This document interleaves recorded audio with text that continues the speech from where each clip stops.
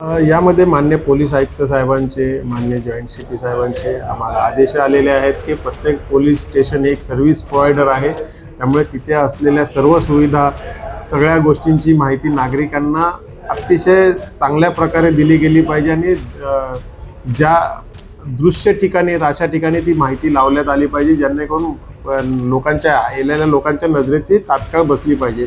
त्याप्रमाणे child helpline, स्वागत कक्ष, सायबर हेल्प डेस्क आणि नागरिकांना कोणत्या माहित्या किती दिवसात देण्यात याव्यात, ह्या सर्व गोष्टींचे पोस्टर्स, बॅनर्स तयार करून ते दर्शनी भागात लावण्याबाबत आदेश दिले होते. त्याप्रमाणे आपण सर्व प्रक्रिया पूर्ण केलेली आहे. आपण जे महत्त्वाचे बॅनर्स आहेत, जे नागरिकांसाठी उपयुक्त आहेत, असे सगळे आपण दर्शनी भागात पोलीस स्टेशनमध्ये लावलेले आहेत. त्याचबरोबर पाणी पिण्यासाठी वॉटर कूलर, RO फिल्टर ह्या देखील लावलेल्या आहेत. त्यांना स्वच्छता पोलीस स्टेशनची नीटनेटकी ठेवण्यात आलेली आहे.